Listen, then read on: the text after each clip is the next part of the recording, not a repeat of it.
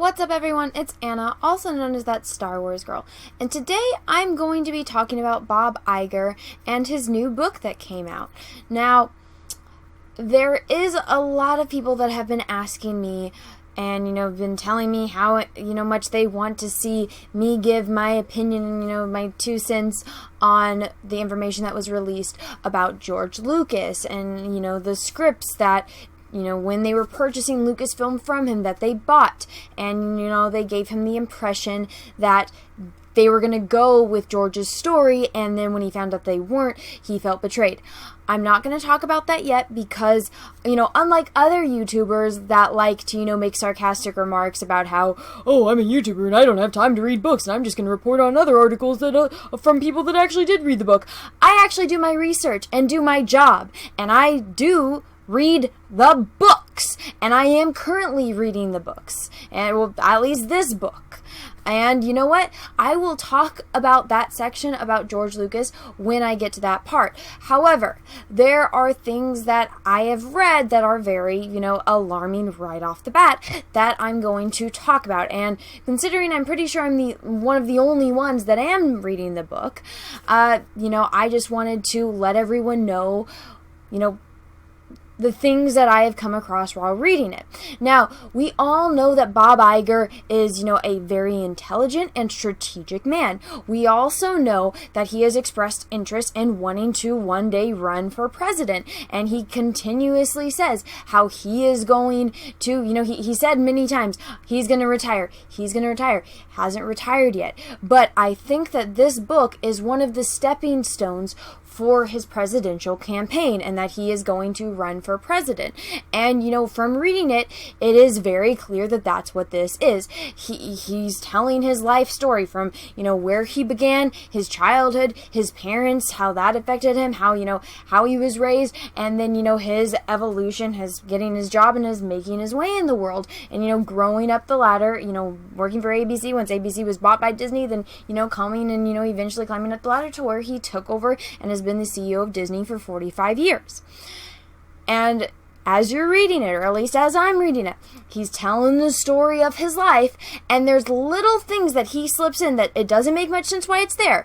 Him explaining, him having, a really scummy boss, and then, the scummy boss, doing stuff to where he's going to get fired because Bob was saying stuff about, I think everyone that has, worked has had this experience where you have a boss that's really shady, and then, you might mention something to the wrong coworker, and the boss finds out, and then the boss, they blackmail you, and it's like, okay, well, you can either, I'm either going to fire you, you can leave, so, something shady happens, and he's telling that story, and then he has to stop in the middle of him telling his experience to, mention women and minorities. Oh yeah, I'm going through this, my boss is blackmailing me to fire me, but oh yeah, I was aware that women and minorities have a hard time. It's like, He's got a checklist. He's fitting that in there. He's talking about himself. He's telling his life journey, but he's fitting little things in on purpose. And he mentions how his father, his father was really rough, and, Bob was, the boy, it was just him and his sister. And, his father, even though, he hints that his father, and him didn't have the best relationship until they were older, but he makes a point of mentioning how much he admired his father and his father's passion for politics, especially, American politics. And his father, couldn't hold a job down for very long because his father would always leave and, go to, whatever campaign was going on. That his boss told him, no, you can't go see Martin Luther King give a speech. And the dad was basically well, all right, I'm going anyway, and lost his job because of it. And he makes a big point of highlighting that about his father. He hints at other aspects of his father, but doesn't tend to focus on it because he wants to focus on the politics. Again, it's a stepping stone on his way to, his political campaign. Now, Bob Iger is very good at his job. I'm not going to niche him for that. He's in the position that he's in, and he's been doing it for 45 years for a reason. He is very good at his job. He's a very intelligent man. He's a very strategic man, and I'm going to, I feel like those are the best words to describe him. Intelligent and strategic. That is, Bob Iger in a nutshell. And while I was reading it, there was something that, was just right off the beginning in the prologue. Now, I understand that not everyone might see it through this point of view, but I think everyone that's watched my channel has been very aware of the stuff that's been going on in my personal life. And,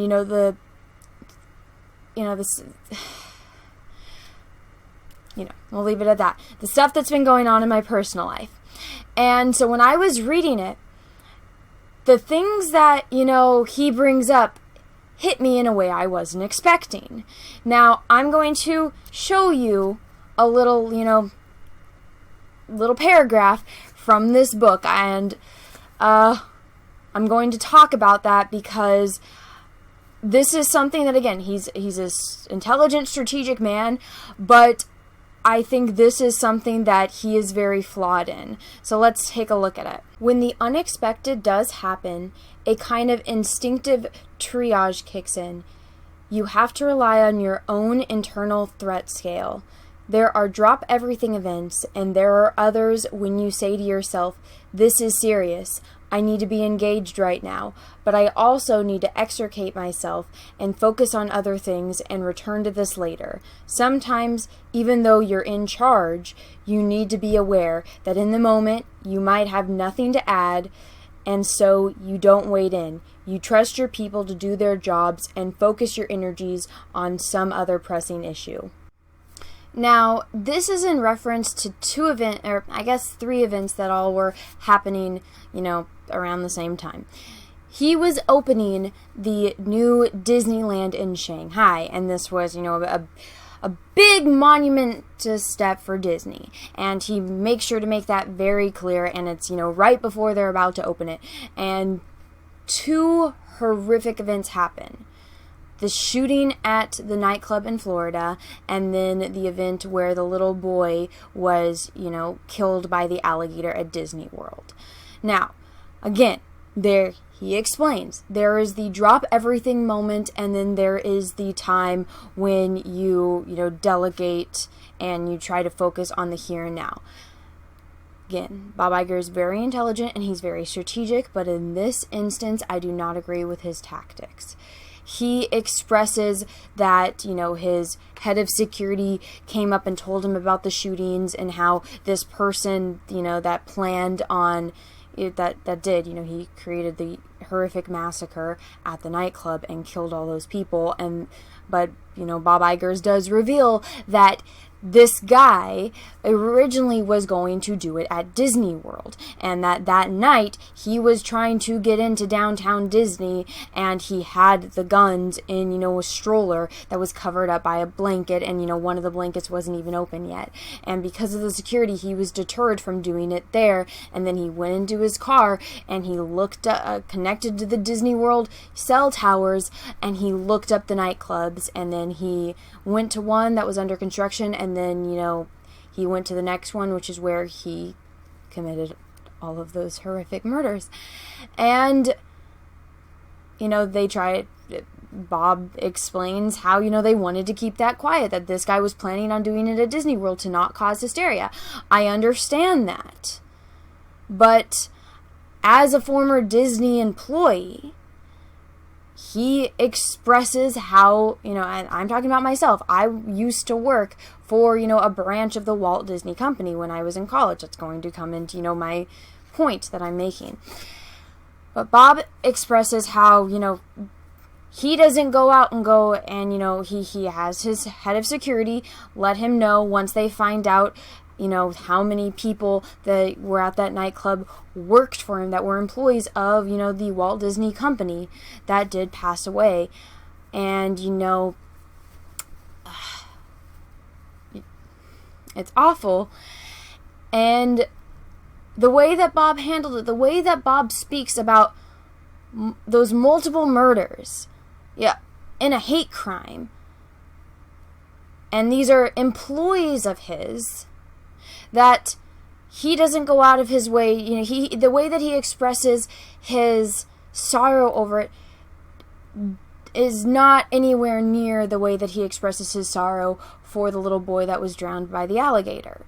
Now, when he speaks about the little boy that was drowned by the alligator, he just talks about how broken he was inside, and how he felt sick, that he needed in that moment to go and call the family to make sure if there was anything he can do for them. He gives the father his personal phone number, and he talks to the father on speakerphone of the little boy that what happened with the alligator, and just is talking about in his mind, he's trying not to say anything that's going to get him in trouble legally, because that's something that you have to do when you're a business person, but also he's trying to express his sympathies, and then how the father tells him, make sure that my son didn't die in vain. And when it comes to death, every single death is a drop everything moment. When somebody is hurt, and when somebody goes missing, when something is going on like that, that is a drop everything moment. The way that he describes how he's going through Disney World, having all these executives, and George Lucas is there, he's got all these big, people from Shanghai and China, the Chinese government that he's working with, and how he has to go and give tours of this new Disney World, and cutting the ribbon and giving the speech, and it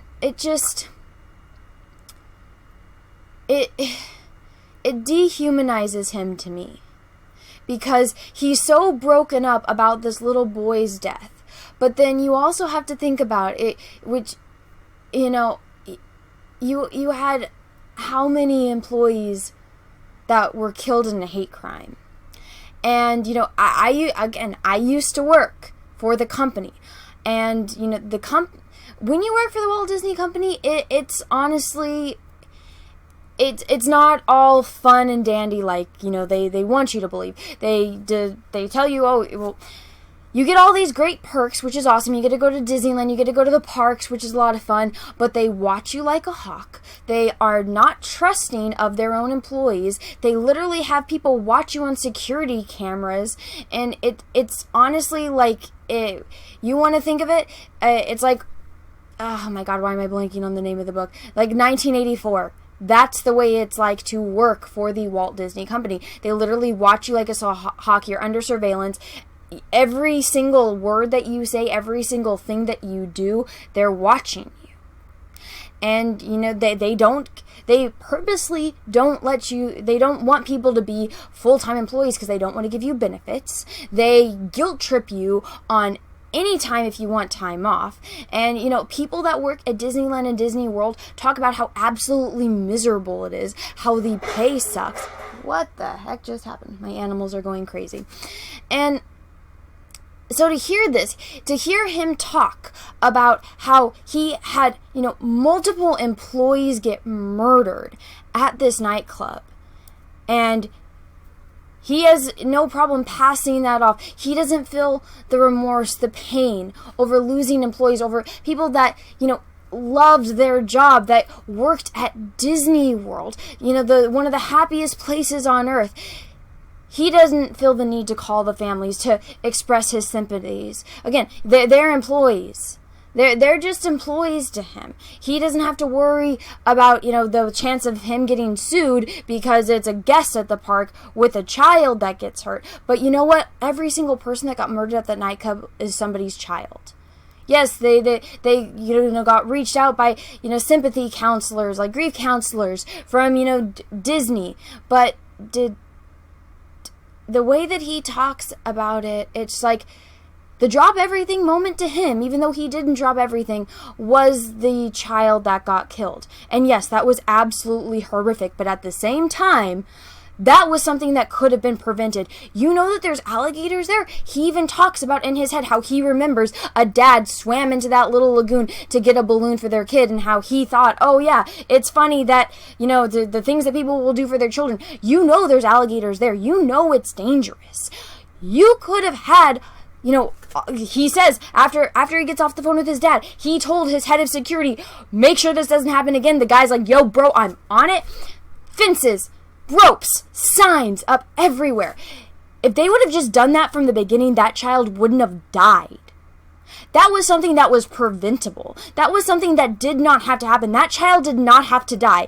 Everything that happened to the people at the nightclub, that's not something anyone can, foresee. That's not something that anyone can prepare for. That is a psychopath taking, people's lives into their own hands and murdering them. Those people got murdered by a psychopath. And Bob Iger doesn't see that as a drop everything situation, as somebody that has just lost people.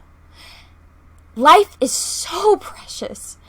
You can open up another freaking theme park in another country, which they probably will. There's always going to be a theme park. That theme park is always going to be there. If a ride breaks down, you can replace it. A building, you remodel a building, you can replace that. Human lives are not replaceable. They're never coming back. Yes, that child is never coming back, and that is absolutely awful, but that is something that could have been prevented. All those people at the nightclub is not something that could be prevented. That was a hate crime. And the way that he talks about it is so nonchalant, and it's so in tune with the way that Disney treats their employees. And yes, I can talk about that firsthand. When I was in college, my friend was working at the Disney store in San Francisco, and she said, "Hey Anna, they're gonna start launching all these Star Wars products. They want people that know stuff about Star Wars. Do you want a part-time job and come work with me?" And I was like, "Yeah, sure." And after seeing all of her benefits, she gets to go to Disneyland all the time. She gets all these discounts on Disney stuff. Heck yeah, I wanted to. And this is before the movies came out, so I didn't know what I was getting into. I didn't know the horrible things that they were planning for Star Wars.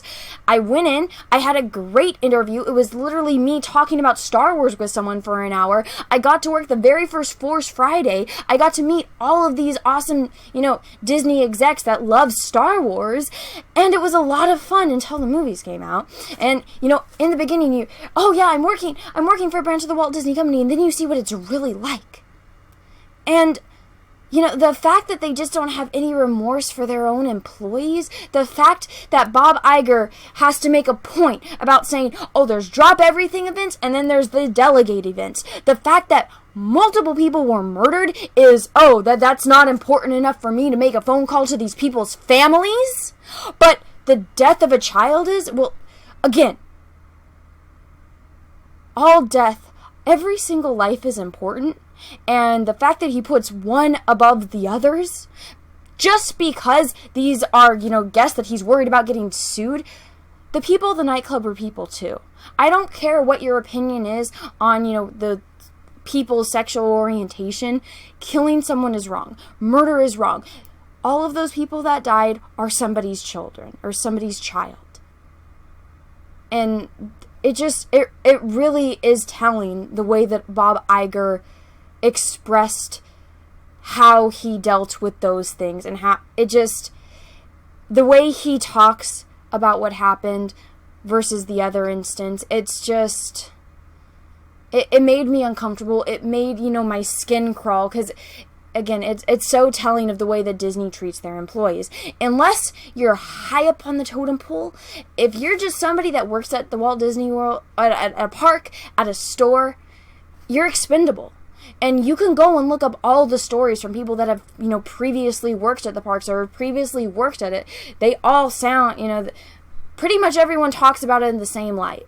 And it's just something that, as I was reading this, it was something that, I've experienced firsthand. And, the way that he talked about it, it made me angry. And it made me disgusted. It made me,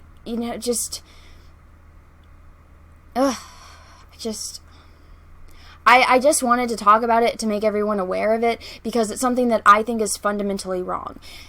If you want to compare one person's life over another, that's wrong. If you want to compare, drop everything events and let me delegate it events, every single life is a drop everything event. If something is happening to someone, you drop everything to go and help them. That's my own personal beliefs from my own personal experiences. I will drop everything to go and help my family, to go and help people that need it. And especially when it's a life and death situation and he doesn't even have,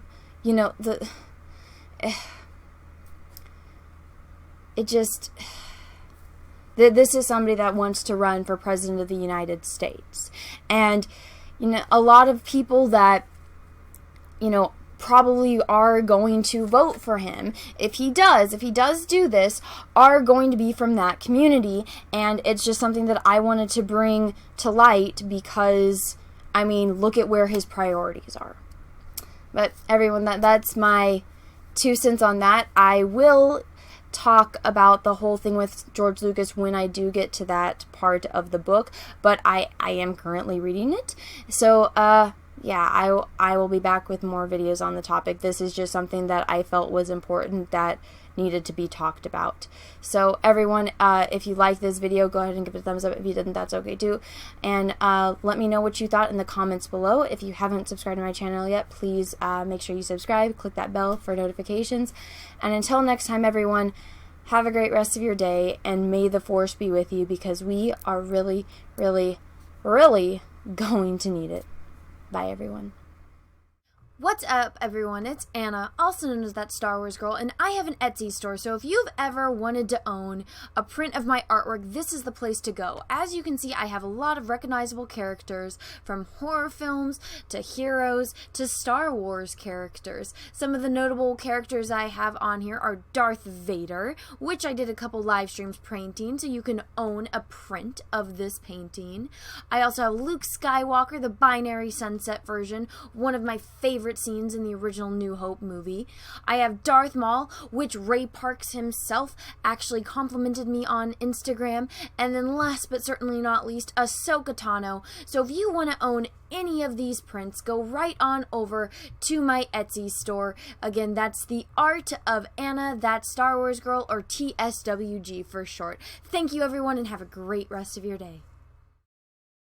What's up, everyone? I have a P.O. box, so if you want to send me some mail, go ahead and send it to Anna, That Star Wars Girl, or TSWG for short, at P.O. Box number 28171, Santa Ana, California, 927998171. Have a great day, everyone. Thank you so much.